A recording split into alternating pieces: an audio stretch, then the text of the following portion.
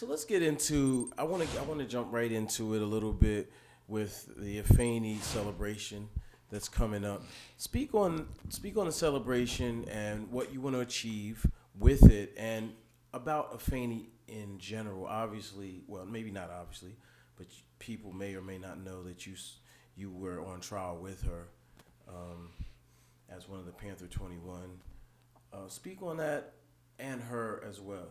If you will. Afeni Shakur, and I said this, I've said this my whole life.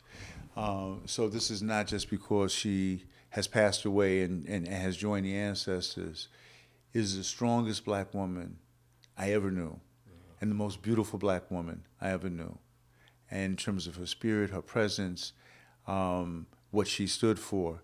I met Afeni the first day I walked into the Black Panther office. I came from the Bronx and traveled out to Brooklyn. The Panther office in Harlem wasn't even open yet. And, Dr. King had been killed. Black Power was what everybody was saying, but we understood it to mean, hate Whitey, kill Whitey, rumble with Whitey. And my friends told me, man, you're going to have to prove yourself. Panther's going to give you a gun. You're going to have to kill a white dude. So I show up at the Panther office. We're sitting in the back, and I'm looking at all these beautiful brothers and sisters with their Panther uniforms and their berets and their afros and army fatigue jackets, and these older brothers and sisters, but older than me because I was 15 years old. Right. They were 18, 19, 21, 22 years old. The brother who's running the meeting is explaining the Panther 10-point program, and he gets to point number 5, which is about we want a education that teaches us our true history and the true nature of this decadent American society. Right. I'm not paying attention to what's being said. And nothing in there about killing a white dude, right? I jump on, I was like, choose me, brother. Oh, me, I kill a white dude right now. Calls me to the front of the office, and he reaches down into the desk, and my heart's pounding. I was like, look how far out he's reached. He's going to give me a big damn gun. And he hands me a stack of books. Autobiography of Malcolm X, Wretched of the Earth by Franz Fanon, Soul on Ice by Eldridge Cleaver.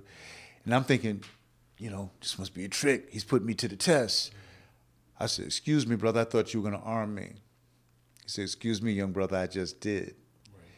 And after the meeting was over, Fanny is sitting near the front. She's one of the leaders of the chapter. And she says, how old are you? Now, when you're 15, you think putting your age up a year is a big thing, right? And I said, I'm 16 and a half.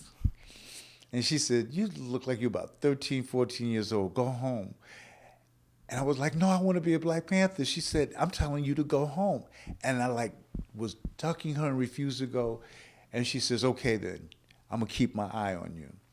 And from that moment on, she became my big sister in the organization, made sure that not only was I on point in terms of what I was supposed to be doing in the organization, in terms of coming to meetings on time and showing up at community programs and learning the history, but that I was respecting my grandmother, that I was doing what I was supposed to do in school, that I understood that walking with respect for the whole community was what the movement was about. And then we were arrested, and this for me was only 6 months after joining. In the Panther 21 case. And the significance of that number 21 was that Frank Hogan, who was the district attorney, thought he could crush the organization in New York by arresting everyone in a leadership position. And although I was the youngest, by this time I had become head of the high school cadres. We found ourselves in prison, facing conspiracy charges, claiming that we were going to plant bombs in department stores and botanical gardens and police stations, and that we were facing 360 plus years. What seemed like on the morning of arrest, just harassment and joke, it became clear that the state of New York, the city and the state of New York, wanted us to be in prison for the rest of our lives. Right. Afeni was the first of the Panther 21 to get out on bail as people of conscience came and started to raise their bail money. $100,000, is a lot today if a black kid goes to prison. in 1969, that might as well have been a $10 million bail. And we unanimously voted that Afeni should be the first one out, because she was such a dynamic organizer, a great speaker, and she would be sympathetic because she was a woman, one of the two women arrested. And then I was the second person out on bail. So for a lot for the first few months until other members of the Panther 21 came out, it was Afeni and I going everywhere to speak, Afeni and I really understanding what we were up against, not in terms of just the case, but what was happening, within the Panther Party. Afeni defended herself in this case, and she made this decision because she wanted to. We all believed that we were going to be convicted, and we said if we're going to be convicted, we need to speak up. And Afeni especially wanted to speak up and let him know, I am not that label that you gave me. I am not a murderer. I am not a terrorist. I am a revolutionary. I am a freedom fighter. I am a dynamic black woman. And Afeni said, I'm going to defend herself. And at first, the other members of the Panther 21 weren't sure about it. They said, well, we don't know. We have good lawyers. You can get emotional. And Afeni said, let me make something clear.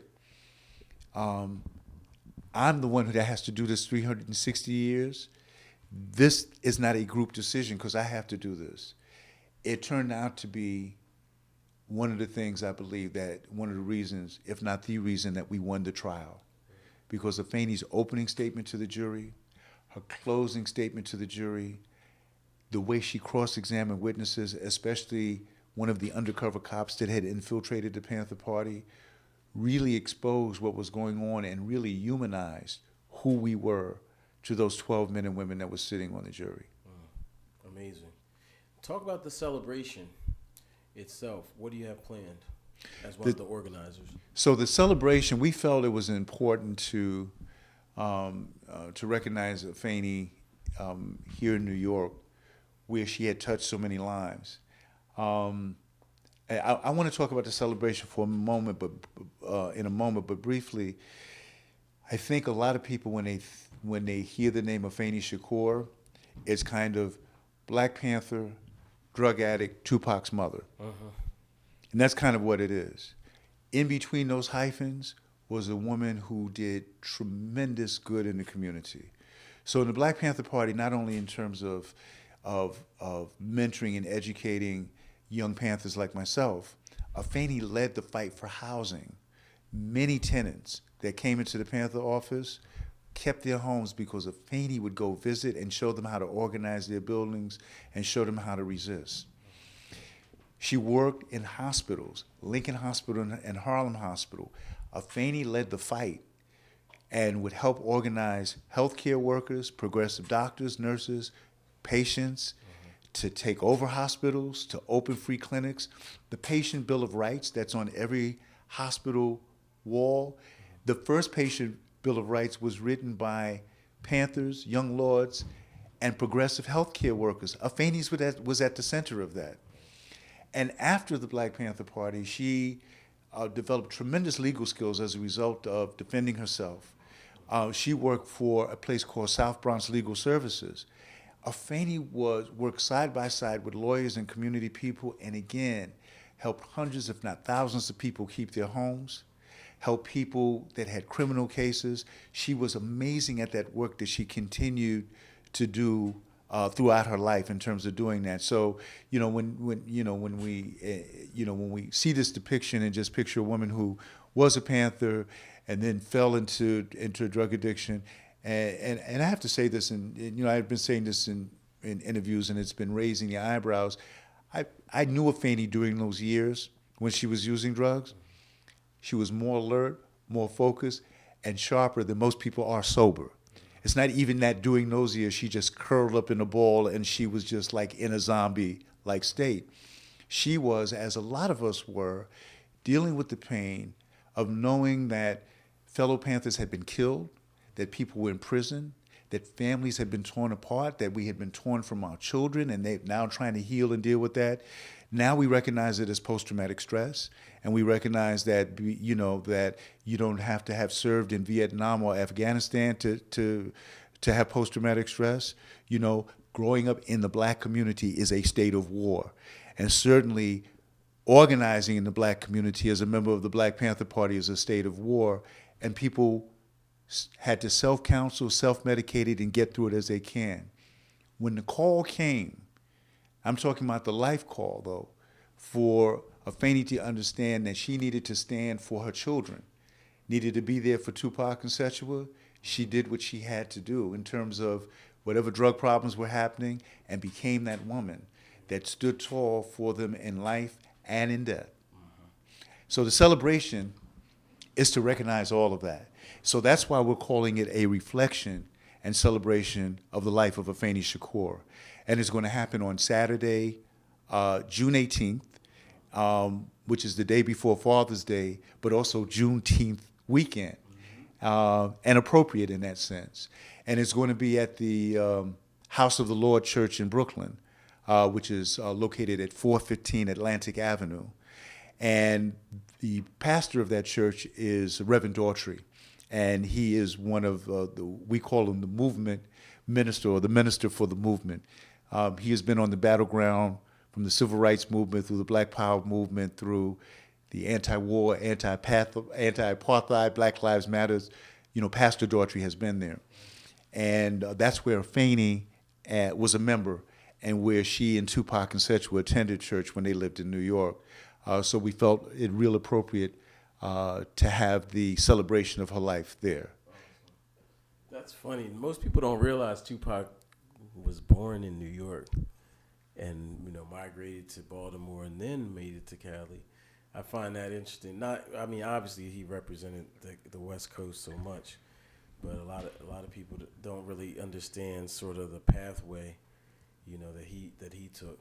Can you speak on your relationship with him a little bit? Yeah, you know, as you mentioned, Tupac was born. He was born in New York and raised between the Bronx and Harlem.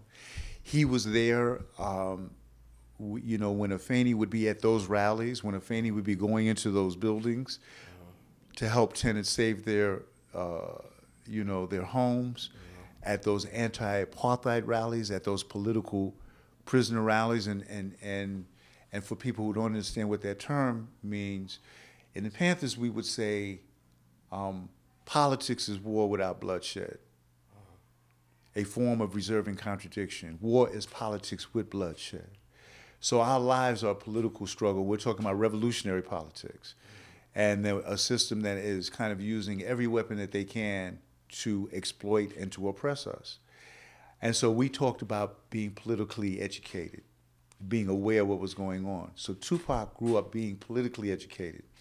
Tupac grew up when he would do something wrong, Afeni wouldn't whip him because she said black boys get whipped enough. She would make him read an essay, read an editorial from the New York Times or read an article from the New York Times, and he had to write an essay about it. So he understood that even when he had gotten in trouble, that what needed to be developed, not that he needed his butt hardened, but that he needed his mind toughened. She was that kind of parent. And so I knew Tupac when he was in the womb, when Afeni was pregnant with him.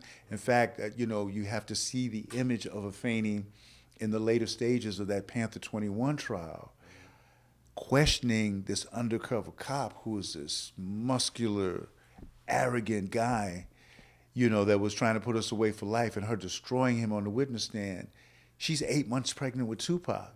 She's 8 months pregnant with Tupac when she's giving that closing statement. And there's an amazing letter that she wrote from prison, you know, letter to my unborn child, that we're going to read at the memorial, believing that she would not be able to raise him the way that she did. But I knew Tupac his whole life. I taught karate.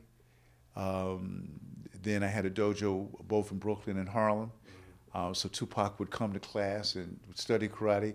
And he wasn't the biggest kid in the classroom, wasn't the toughest, but he had the most heart.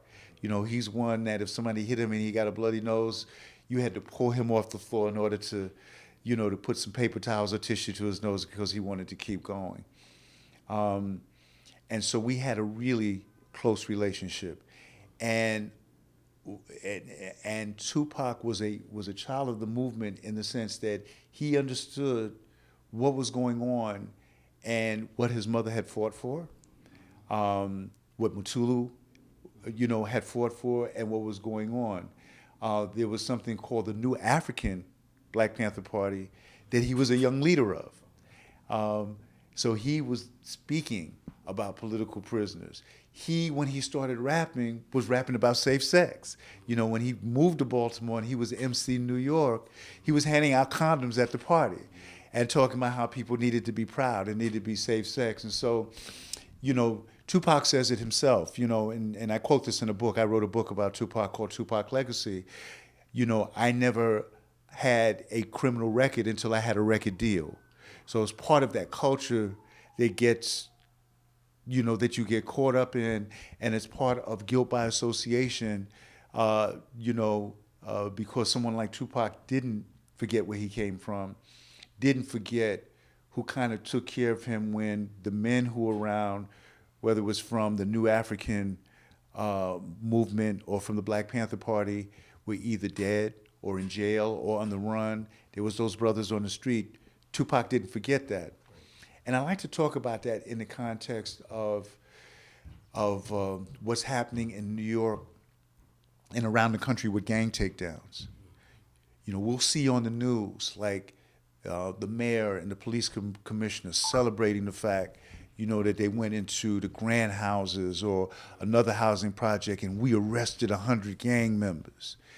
But then when you go, if you bother to go, to talk to some of those young men and women and to talk to their families, you'll find out that some of them were just cousins or friends or in the same house. You'll find out that the police kicked in the door at 3 or 4 in the morning, put guns in the faces of little kids, handcuffed grandmothers, the same kind of things that we experienced when they raided our homes in the Black Panther Party. And there's this thing that cops do and that prosecutors do, is called clearing the books. Clearing the books is, when I first went to Rikers Island when I was a teenager, you would hear guys going like, I robbed one store, but they gave me 8 different robberies that I didn't do. And they go like, we're going to clear the books and let that be his problem. My record looks good because I cleared the books and my caseload looks lighter and my precinct is performing better. Let that be his problem.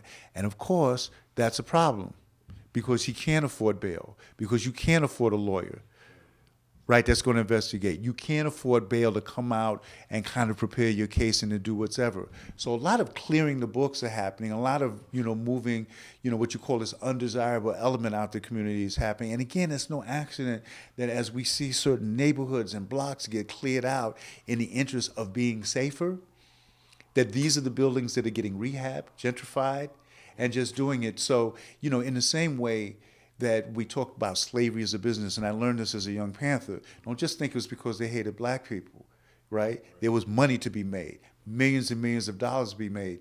Even when we look at what's happening with law enforcement, and even as we talk about the motivation, it's beyond just, and I like to say this to my brothers and sisters in Black Lives Matter, it's beyond just the fact that, cops hate black kids and they're shooting them down. It's the way they trained. And they're trained to protect property, not people. You have to follow the money. I want to relate this back to Tupac. So if you're on that corner that they're trying to clear anyway, and if I'm a cop that can get some stripes and promotions because I've made a celebrity arrest, this makes me look good, and this becomes, kind of Tupac's problem.